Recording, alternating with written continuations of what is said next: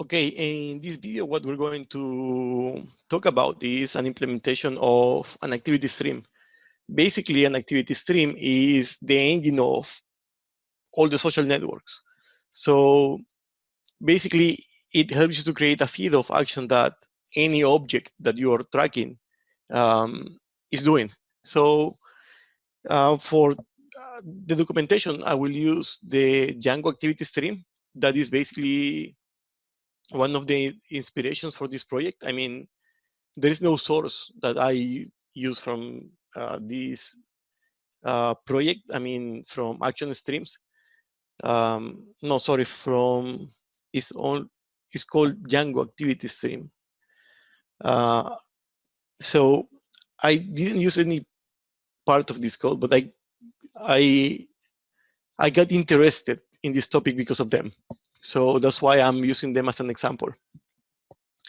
So basically, in the activity stream, you're tracking actions, right? So this is how you create an action. I'm going to go to the example because it's the easiest way to understand this. So let's go to the concept. Here is an example. Justin Quick is the actor, closed is the verb, uh, issue is an object, and it closed on this target, which is the Django activity stream project, basically. So let's go to the definitions. The actor is the object that performed the activity, the person who is doing the action. Then the verb is that what was the action that he was taking. Like here, he was closing a ticket. Then the action object is that the target of this action, closing what? A ticket in this case. That was the object. And where that action happened is the target actually, which is the Django activity stream. So with that, basically we have some other actions, like we can see them here. But let's start with this first, the following and unfollowing. You can follow the actions of any object. Basically, you can follow the actions of your friend. Your friend Javier took a picture of his daughter, for example. So to get to see in your feed that your friend Javier took a picture, then you have to be following him. So it goes into your stream. Right? So here are the actions of follow and unfollow. We all know how to do that from any social network, basically. And after that, you have the concept of streams. So this basically is like the user streams. I want to see all the actions that happen where I was the actor, or I was the target, or I was, for example, um, the object of the stream. Like someone liked my picture, for example. So for that, this is the theory. So I have created so many models of this in XPO, and it's so good because in XPO you can like do any data modeling that you want really fast, like really fast, and then try it and see, oh, will this work? How much queries this will do on the database and so on. Especially because this is using the concept of generic foreign keys, which can loop into a lot of queries or go to several tables to recreate just one object. So basically what I've been doing is implementation. So I think this is the third interaction of an activity stream that I have done. And every time it gets more simple. So basically now the activity stream is only a set of interfaces. An interface which represents an action, and then it contains properties for the actor, the verb, the object, the target, and the date, basically. So here we can go and see the implementation of the stream object. The stream object is basically a pointer. It's something like the weak reference on XPO that creates a pointer to the object without having a reference to the object. So in this case, I should know the object key, the object type, the display name, and basically the images and following are optional fields. They should not be here actually. I will remove them later.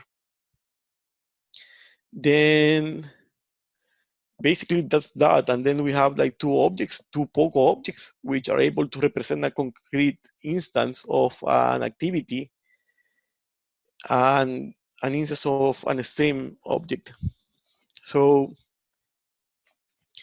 Basically, with that, I also create an interface that is an activity manager that will help you to create activities. For example, if you want to follow any object, you pass as parameter the object that will be the follower and the object that him or her wants to follow, and the same for unfollowing. You pass the object and the ones you want to follow. And also you have some properties as a Fluent API, and then the main action, which is create an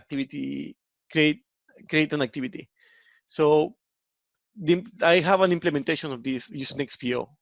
So the implementation is here.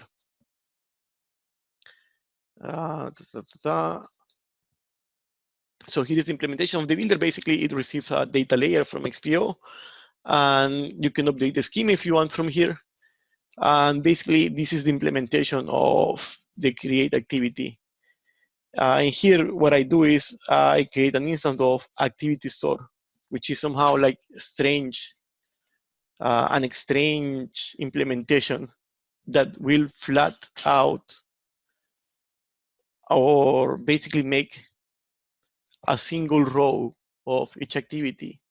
So we know that each activity contains the actor, the verb, the object, and the target.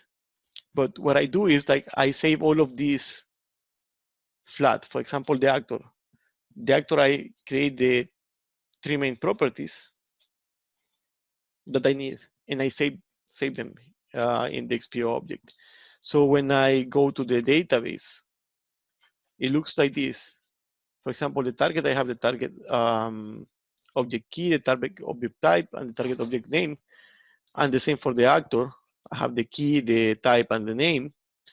So it's flat. So each activity only creates one record in the database, so it's faster. I don't have to go to several databases to recreate the information. So here I have an unit test for that. And basically this, I create an activity builder. And then what I do is like with the activity builder, I create like the POCO instances. And I pass the object key, the object type, and the object display name. So I have the instances. And with this POCO object that I'm using as a proxy, I don't have to load the object to create a reference to it. That is the main problem that you will have with XPO, that to reference an object as a navigation property, you have to load the object first. You cannot just do it with the key. So that's why I create this POCO object as bridge, basically. So then I tell the activity with the create activity, and I create it, and I pass the actor is me. The verb is follow. The target is developer express. Sorry, the object is developer express, and the target is California. So this will create a record on my feed that if I see the feed of Jose Manuel as an actor, I will see that I'm following developer express. And basically that's it. I create the activity, I save it on the database, and then I check that the display name, object type, and object key of the actor are the same of that the one of in the activity, and so on for each type of object, for the verb, for the target, and for the object. So I also check that the object key and object type is not null. So I can run this.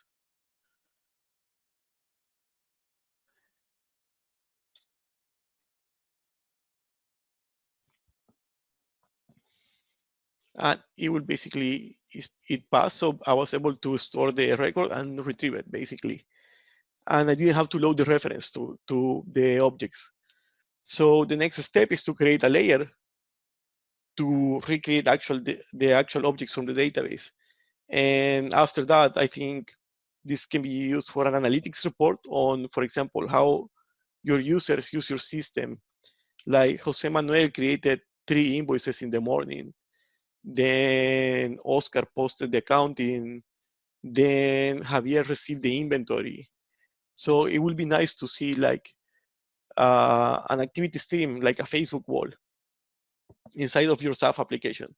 So that will be like the last part of this series of the activity stream. And well, that's it. So if you have any questions, you can write us in the Facebook group. That will be in the video description. And also in the video introduction, you can see how to contact us. And well, that's it. And thanks for watching.